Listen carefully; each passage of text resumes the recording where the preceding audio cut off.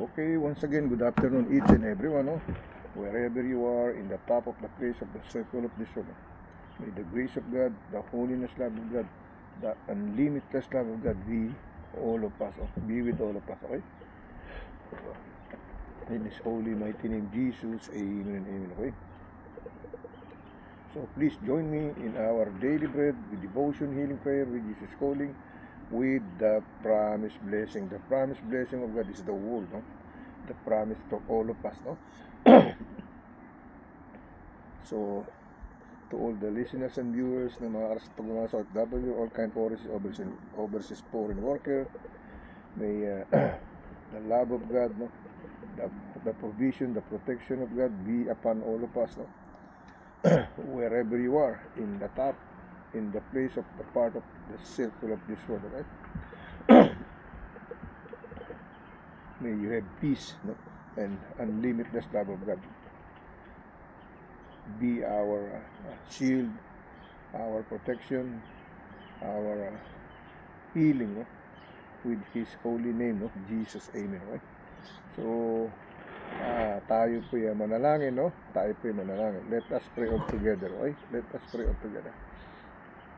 Lord God, once again, here I am again, Lord God, to pray for your name, to praise for your name, to pray for your name, Lord God. Lord, guide me, protect me, make me safe, healthy, strong with all our loved ones, my family, heart, relatives, and to all these people who's been watching you, incidentally, intentionally, unintentionally, rationally, mentally, Lord God, etc., etc. May your blessing and grace and mercy and protection and provision, Lord, and to all the answers to grant us all our best wishes from the success of all goodness against this evilness, evil mind, evil heart, Lord God, the hatred, no? The etc., etc. In your holy mighty name, Jesus, Lord, please teach me what you want me to be, Lord God. Guide me what you want me to be, Lord God. Please speak by yourself, not because of me, but by yourself, Lord God. Express what you want me to say over here, not only me. You please use my voice, my body, my soul, my Holy Spirit as your child, as you, because you said I have to live like you, walk with you, take my cross and follow you, Lord God. That's what I'm trying to do, Lord God. But may you guide me, no? Make me, even if I'm not perfect, but you make it perfect by yourself, not because of me. But to you, there's nothing too hard for you. To you, there's nothing impossible to happen. Lord, healing prayer for all those people who's been seeking your healing power from you. To you, there's nothing too hard for you. To you, there's nothing impossible to happen. When you do your will, when you gracious your will, in your holy mighty name, Jesus, in the Father, the Son, and the Holy Spirit, in truly one God. Amen and amen. Okay? Comfort, Lord, all in the middle or in the victim of trust. Lord, comfort all the presidents who really serve you. They spread the holy Christianity life, Lord God, in all over in the world, worldwide, nationwide, no? Universal, Lord God. To you, there's nothing too hard for you. When we surrender all our sins, Lord God, and be ready to receive your Holy Spirit, in your holy mighty name, Jesus, amen and amen. Okay? Iyan po yan, okay? So tayo po mag-umpisa sa ating first scripture, oh. Punta tayo sa ating unang scripture, okay? Sa ating Samuel, okay? Alright?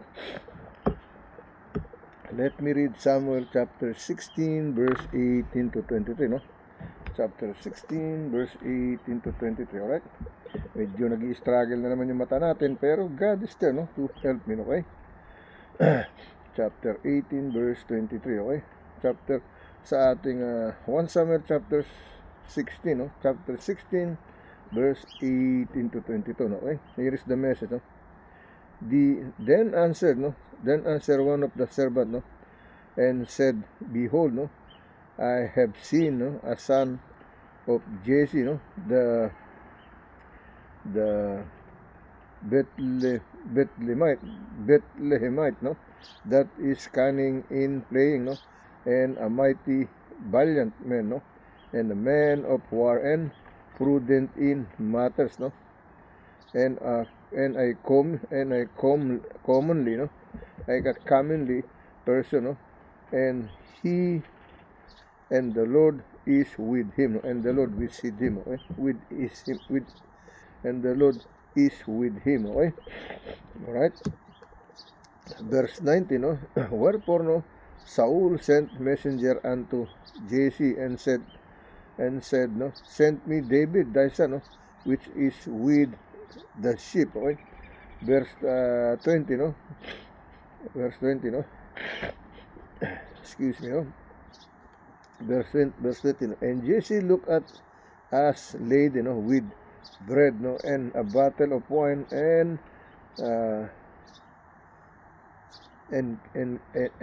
a kid, and sent them to David his son unto Saul, no? Verse 21, no? Verse 21, and David came to Saul and stood before him, no? And he loved him greatly, no? And he became his armor bearer, no? Armor bearer, no? Verse 22, and Saul sent to Jesse, no, saying, let David, no, I pray thee, stand before me, for he hath found favor in my sight, no? No? Verse 23, no? And it came to pass, no, when the evil, no, spirit from God was upon Saul, that David, no, looked an harp, no, and played with his hand. So Saul was refreshed and was well, and the evil spirit departed from him, okay? So, tinugtugan siya, no, ng tugtog na nakakapagpalayas ng demonyo sa katawan, ibig sabihin, okay? Now, let me read in Tagalog version, okay? Tagalog version, Isa Samuel, no, pahina 16, versikulo 3 talata 18 hanggang 23, okay? Alright?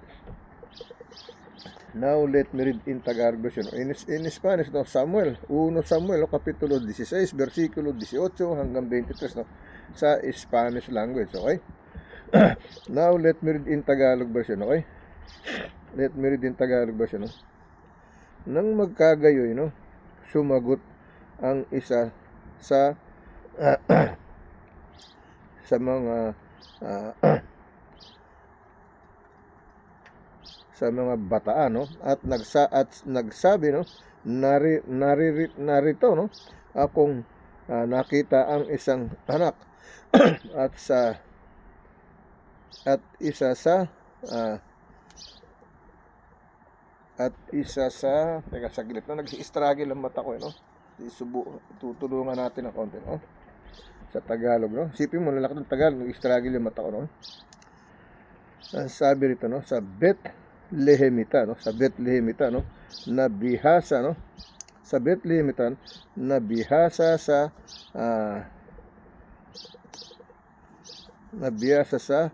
panunugtog, no, nabihasa sa panunugtog at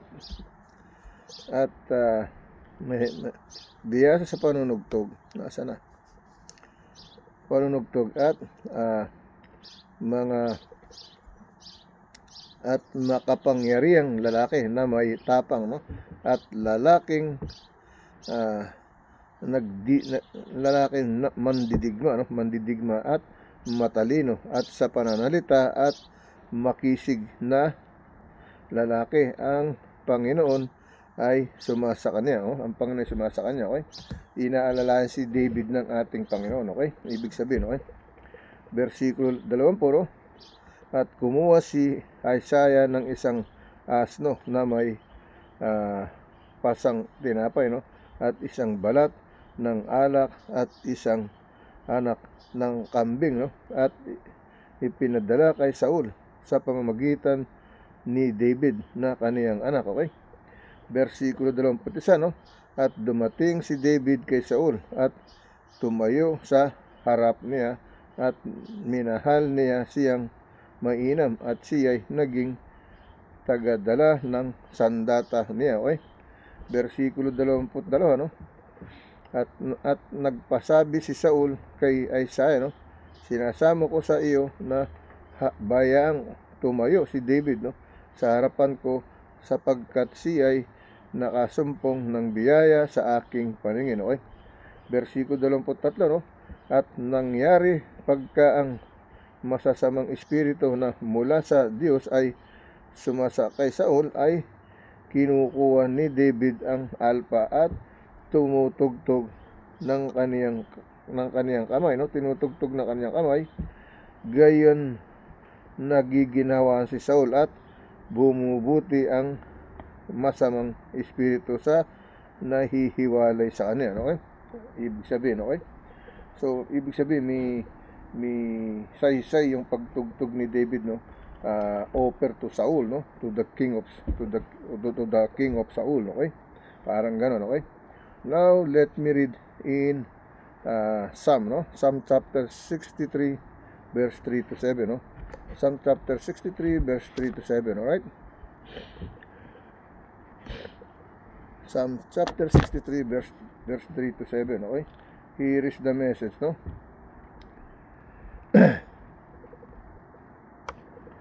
Because thy loving kindness, no, is better, no?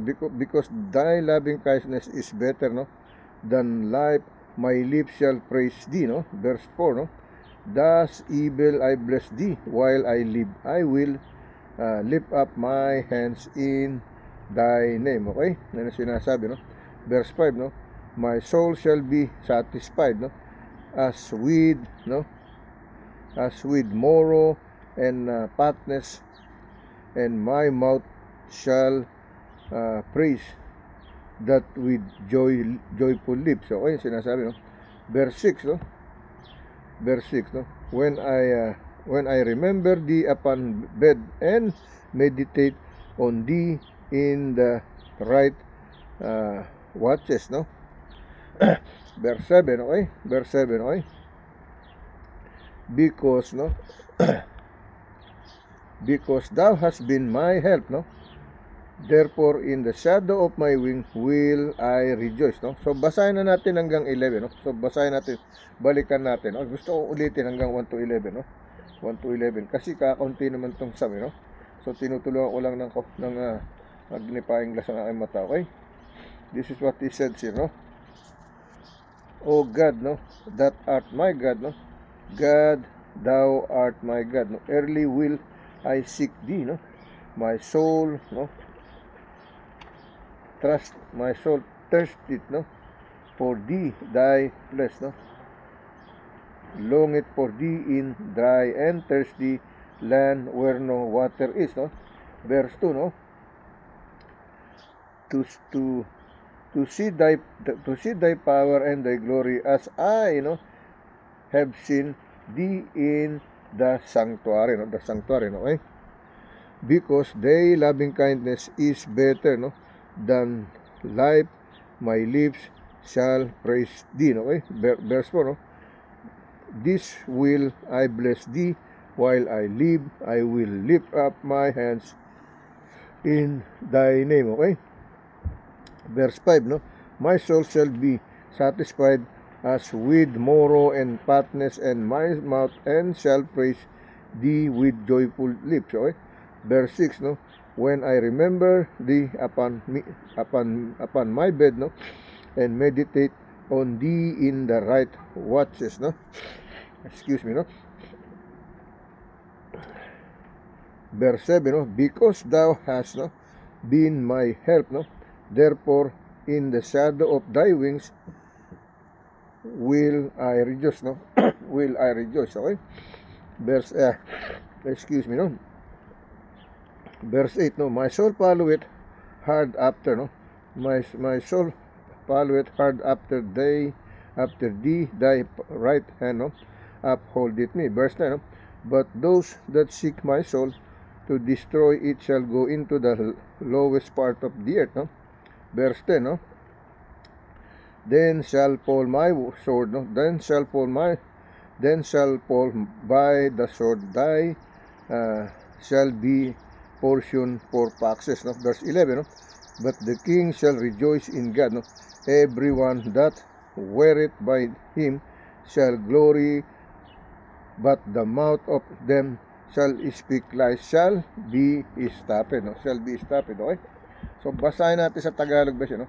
Mga awit o kanta, payo ng 63, versikulo 1 hanggang 11, okay? Sa Spanish, no? Salmo, no? Kapitulo 63, versikulo 1 hanggang 11, okay? Iris in Tagalog version, no? Awit ni David na siya'y nasa ilang ng Juda, no? Nasa ilang ng Juda, okay? Versikulo 1, no? Mga awit o kanta, payo na 63, versikulo 1 hanggang 11, no? Sa Spanish, Salmo Kapitulo 63, versikulo 1 hanggang 11, okay? Iris ang Tagalog version, O Diyos, ikaw ay Diyos ko, no? Hanapin kitang maaga, kaunawaan ka ng aking kaluluwa, no? Kinauunawahan ka ng aking kaluluwa, no? Pinananabikan ka ng aking laman sa isang tuyo at tunay na lupa na walang tubig, okay? Excuse me, no? Versikulo 2, no? Sa gayoy tumingin ako sa iyo sa sanktuaryo, no? Upang tanawin ang iyong kapangyarihan at ang iyong, no? At ang iyong kaluwalhatian, no? Sapagkat ang iyong kagandahang loob ay mainam kaysa buhay na pupurihin ka ng aking mga labi, no? Versikulo 4, no? Versikulo 4, sa gayoy pupurihin kita habang ako'y nabubuhay, no? Nabubuhay. Igagawad ko ang aking mga kamay sa iyong pangalan, no? Versikulo 5, no? Ang kaluluwa ko ay matutuwa na gaya ng sa utak at taba, at ang bibig ko'y pupuri sa iyo ng masayang mga labi, okay? Versikulo 6, no? Pagka naalala kita sa aking higaan ay nagugunita kita sa pagbabantay sa gabi, no? Versikulo 7, no? Sapagkat naging katulong kita sa ilalim ng mga pakpak mo'y magagalak ako, no? Versikulo 8, no? Ang kaluluwa ko'y nanunod na mainam sa iyo, hinalayan ako ng iyong kanan. Versikulo 9, ngunit ang nagsisihanap ng kaluluwa ko upang ipahamak, no? Magsisilusong sa mga mababong, mga lalong magsisilusong, no? Sa bahagi ng lupa, no? Sa mababang bahagi ng lupa, okay? Versikulo 10, no? Sila'y mga huhulog sa kapangyarihan ng tabak, sila'y magiging pagkain ng mga sora, okay? Yun ang sinasabi, no? Versikulo 10, no? Siya'y nangahuhulog sa kapangyarihan ng tabak, no? Sila'y magiging pagkain ng mga sora. Versikulo 11, no? Ngunit ang hari ay magagalak sa Diyos, bawat sumusumpa sa pamamagitan niya ay luluwalhati, sapagkat ang bibig nila ay nagsasalita ng mga kasinungalingan at patitigilin, okay? Yan ang sinasabi, okay? So we'll stop them, okay? When they say words of guile, no? When they speak guile, okay? Yan, paihinto sila, okay? Now let me read in the scripture chapter and verse, no? Dito tayo sa Proverbs, no? Proverbs chapter 27 verse 17 to 21, no? Proverbs, saglit lang, no? Okay, let me continue, no? Proverbs 27 17 20, no? Proverbs chapter 27 verse 17 to 21, okay? 17 to 21, no? Here is the message, no? Iron sharpeneth, no? Iron sharpeneth iron, no? So a man sharpeneth the countenance of his friend, okay? Excuse me, no? Verse 18, no? Verse 18, no?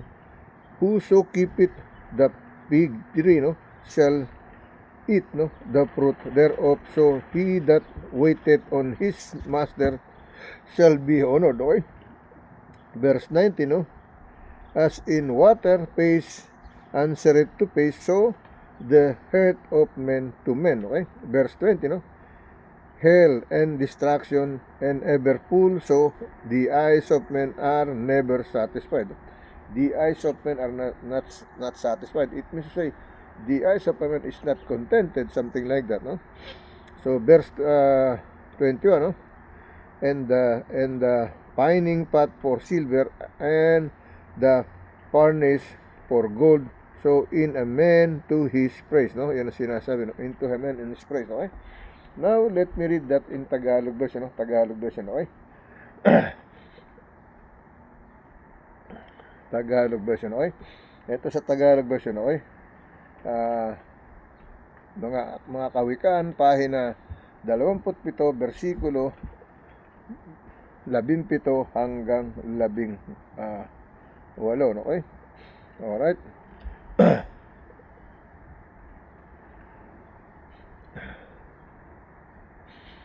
(17 to 21), okay? Here is the message, no?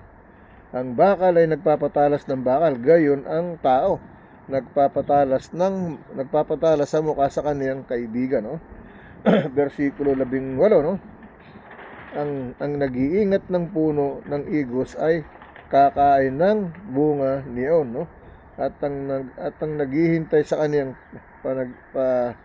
Panginoon ay pararangalan, okay? When you wait God, no, He will countenance of His, no, friend, okay? Versikulo 18, no?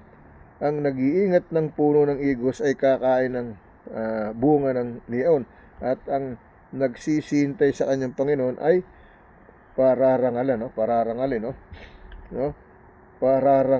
Pararangalin, okay? Versikulo 19, kung paanong tubig ang muka ay sumasagot sa muka, gaya ng puso ng mga tao sa tao, okay? Yan ang ibig sabihin, okay? Versikulo 19, no? Versikulo 19, no? Kung paanong tubig ang muka ay sumasagot sa muka, no? Gayon ang puso ng tao sa tao, no? Okay? Versikulo 20, no? Ang Sheol ay kapahamakan ay hindi masisiyan kailanman, at ang mga mata ng tao ay hindi maalayan kundi hindi maalayan, no? Hindi nasisiyan, ibig sabihin, no? Basahin ulit natin versikulo 20, no? Ang Sheol at ang kapahamakan ay hindi nasisiyan kailanman, at ang mga mata ng tao ay hindi nasisiyahan kailanman, okay? Excuse me, no? Yun ang sinasabi ng versikulo 20, no? Versikulo 20,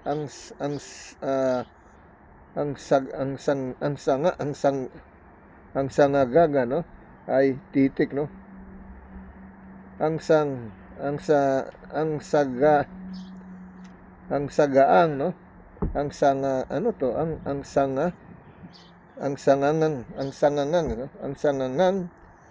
sangangang ay pilak, no? Ay horno, at ang ginto at ang tao ay nasusubok sa pamamagitan ng kaniyang pagpuri, no? Yan ang sinasabi, no? Okay? Now, let's go to read the other scripture chapter and verse, no? Punta tayo sa ating ibang scripture chapter and verse, no? Dito tayo sa Matthew, no? Matthew, okay? Pero silipin muna natin to, no? Baka tayo may malampasan na naman, okay? Alright. Okay, Philippians pala tong isa, no?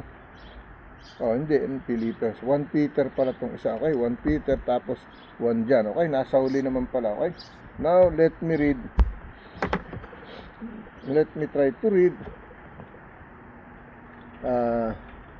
Matthew chapter 6, verse 28, verse 25 to 29, no? Matthew chapter 6, verse 25 to 29, no?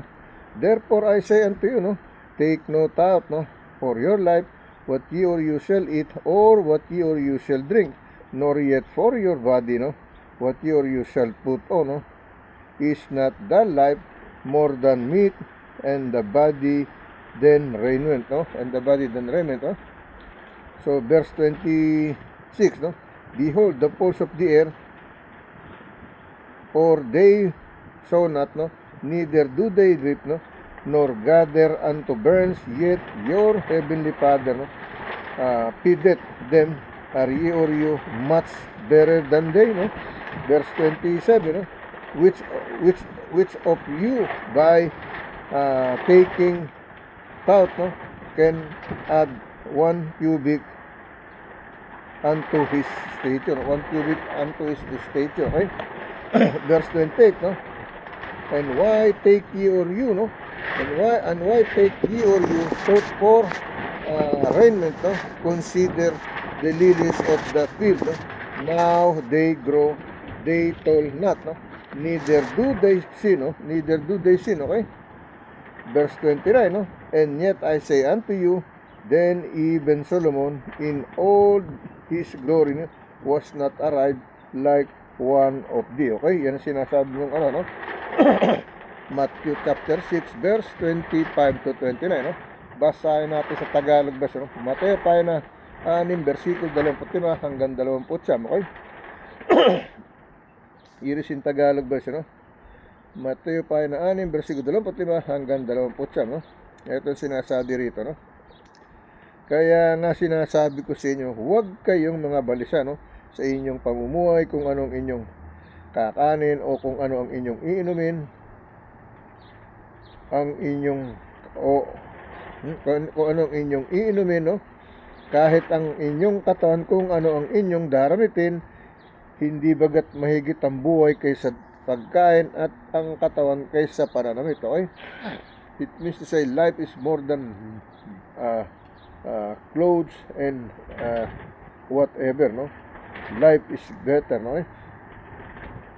Life is more precious, no, than anything, okay? Sabi rito, no? Kaya nga sinasabi ko sa inyo, huwag kayong mga balisa sa inyong pamumuhay, kung anong inyong kakanin, kung anong inyong iinumin, kung anong inyong katawan, kung anong gayong daramitin, kung anong inyong daramitin. Hindi baga mahigit ang buhay kaysa pananamit, no? Kaysa pagkain at ang katawan kaysa pananamit, okay? Versikulo 26, no?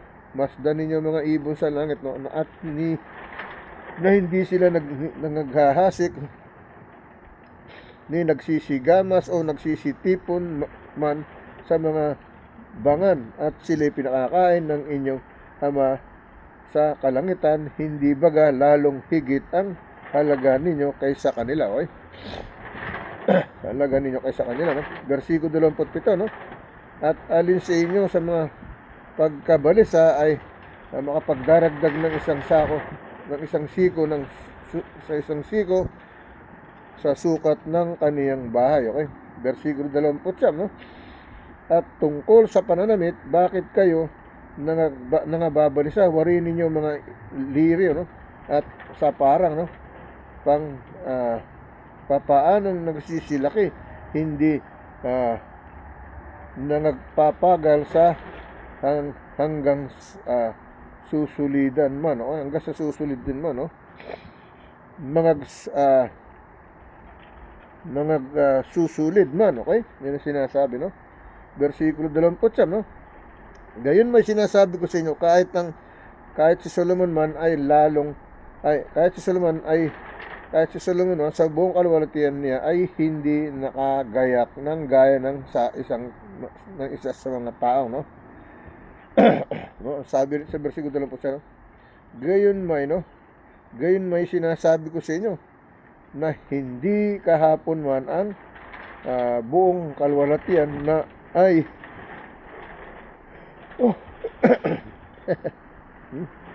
ulitin natin. Gayon may, no, sinasabi ko sa inyo, no, na kahit na Solomon man sa buong kaluwalhatian ay hindi nakagayak ng gaya ng sa isa sa mga ito, okay? Hindi niya naranasan yung nararanasan natin. Ibig sabihin, no? Now let me read this in Spanish, okay? In Spanish, okay? Mateo, no? Okay, let me continue to read in Spanish, no? Mateo kapitulo 6 versikulo 25 hanggang 29, no? Por tanto os digo, no os apenéis por vuestra vida que habéis de comer y que habéis de beber, ni por vuestro cuerpo, ¿no? Que habíais de vestir, no es la vida más que el alimento y el cuerpo más que el vestido. Versículo 26, ¿no? Mirad las aves del cielo que no estebran, ni sigan, ni recogen en graneros y vuestro Padre Celestial las alimenta. No lees vosotros mucho más que Elías, ¿no? Versículo 27, las versículos, y cuando vosotros podrá por mucho quizá apeme añadir iso estatura un podo. Okay? Yan ang sinasabi sa Spanish, no? Now, let's go to the other scripture chapter and verse, okay? Dako tayo sa ibang scripture chapters natin, okay? Dito tayo sa ating Matthew chapter 7, verse 24 to 28, okay? Matthew chapter 7, verse 24 to 28, no? Here is the message, no? Therefore, whosoever heareth this saying of mine, no, and doeth them, I will liken him unto a wise man, no, which build his house upon a rock, no? Verse 25, no? And the rain descended, and the floods came, and the winds blow, no, and beat upon the house, and it fell not, for it was founded upon a rock. Okay?